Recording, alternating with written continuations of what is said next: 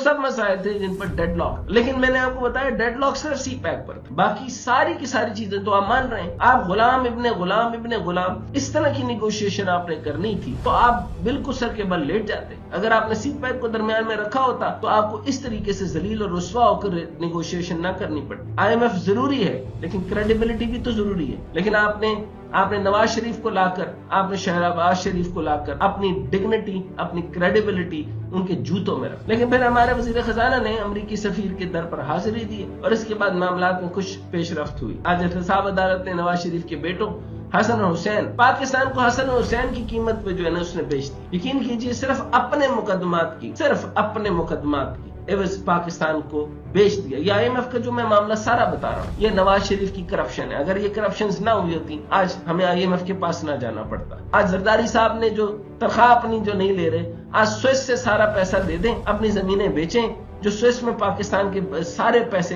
हुंडी हवाले के जरिए आपने स्विस बैंकों में रखवाए, आज के सारे लोग जो लूटा हुआ पैसा जो लेकर गए हैं ये लाकर दे देते। और still I am waiting for the right journal. ये जर्नल के काम होते हैं, या ISI का काम था, उनको पता था ये कहां से चोरी कर रहे हैं।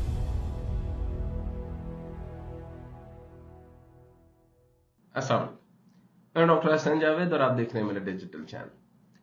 आज गले की और बाकी सेहत के हालात कुछ ठीक नहीं है, लेकिन इसके बावजूद मैं आपके साथ गुफ्तगू कर रहा हूं।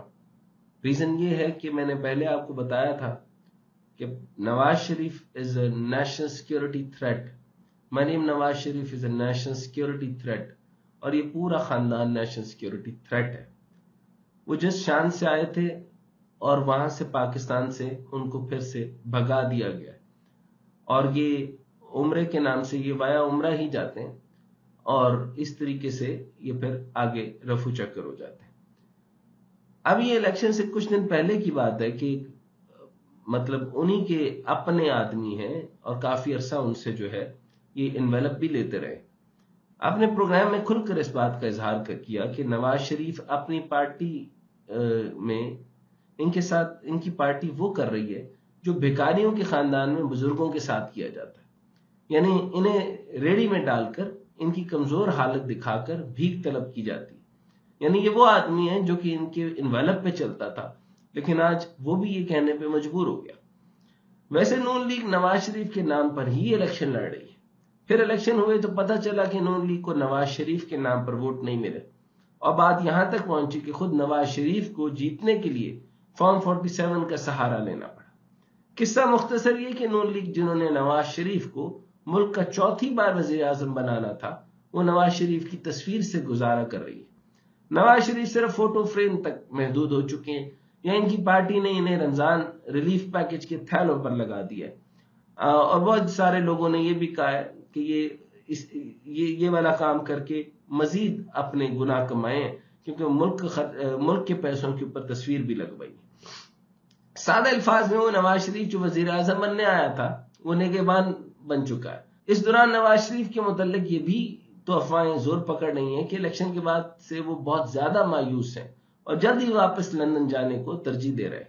ख्वाजा आसिफ इस मुतल्लिक पहले ही कह चुके थे कि नवाज शरीफ की तबीयत ठीक नहीं है। अब इतलात ये हैं कि नवाज शरीफ रमजान मुबारक की आखिरी अशरा में सऊदी अरब और वहां से लंदन चले जाएंगे। रमजान मुबारक के आखिरी अशरे में नवाज शरीफ सऊदी अरब रवाना होंगे तो इनके दोनों बेटे हसन और हुसैन नवाज के अलावा मरियम नवाज भी इनके हमरा होंगे।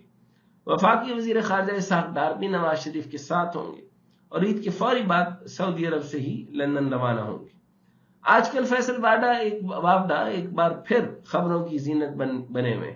इनका सबब इनका सेनेट के इंतखाबात में सिंध से आजाद हैसियत से लड़ने का फैसला है।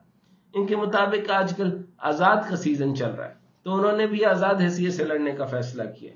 चंद माह कबल जब फैसल वाडा की आसिफ जरदारी से अचानक मुलाकात की तस्वीर मंजर आम पर आई तो इस वक्त फैसल वाडा ने बताया था कि ये एक नॉर्मल मुलाकात थी जिसमें आसिफ अली जरदारी की खैरियत दरियाफ्त की गई थी।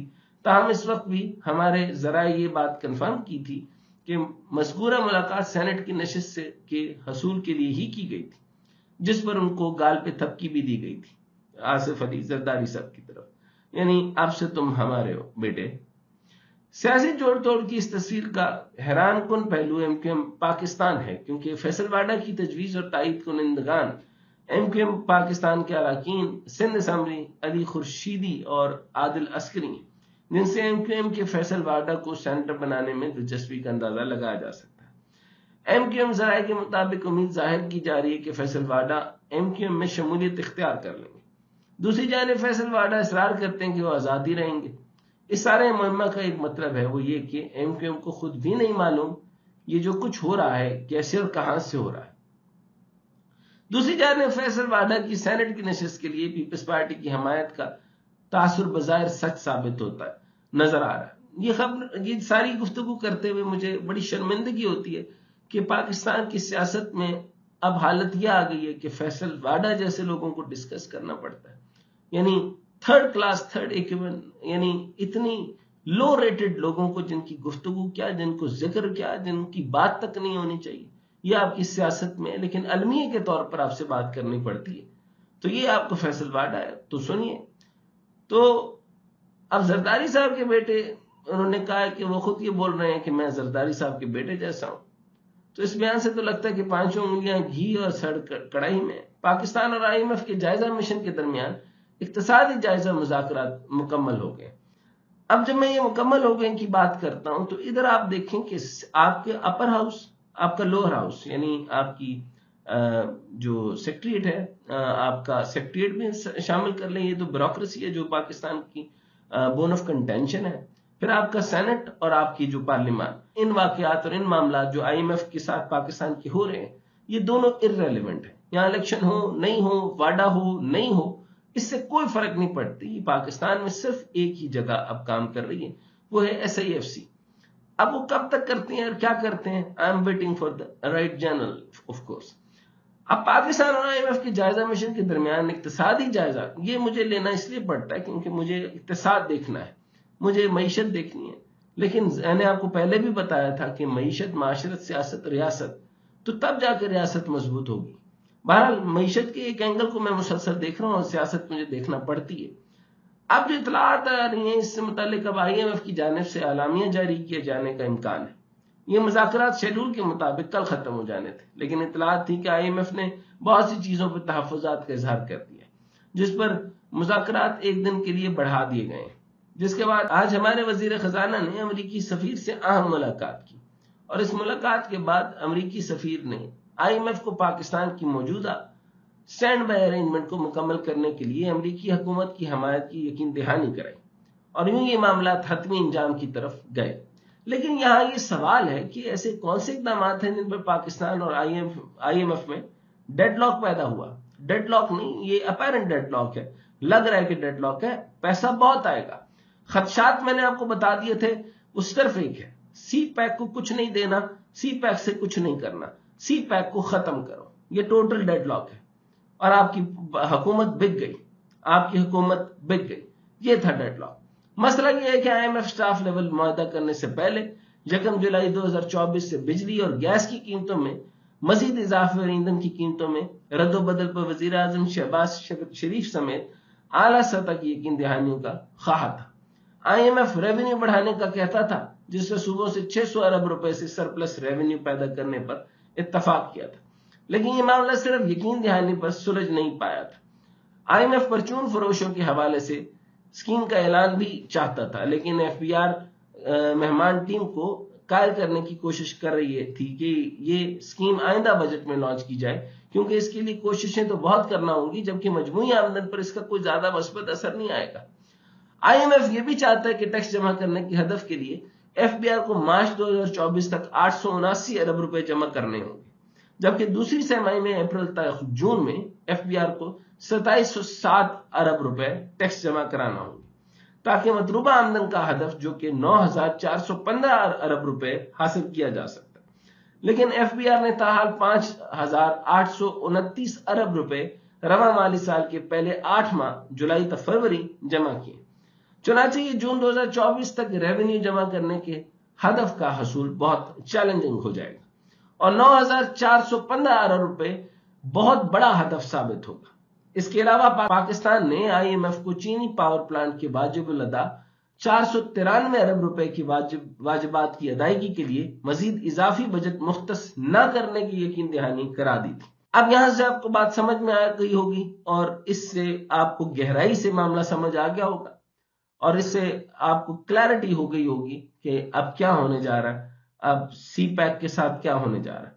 بہرحال اضافی بجٹ میں مختص نہ کرنے کی یقین دہانی کرا دی گئی تھی، کیونکہ آئی ایم ایف اس پر بھی رولا ڈال رہا تھا کہ سی پیک کے تحت چلنے والے چینی پاور پلانٹس کے واجبات جنوری کے اختتام تک 493 ارب روپے یا 1.8 ارب روپے کی ریکارڈ سطح تک پہنچ چکے ہیں، جو کہ گزشتہ سال جون کے مقابلے میں 77% زیادہ ہے۔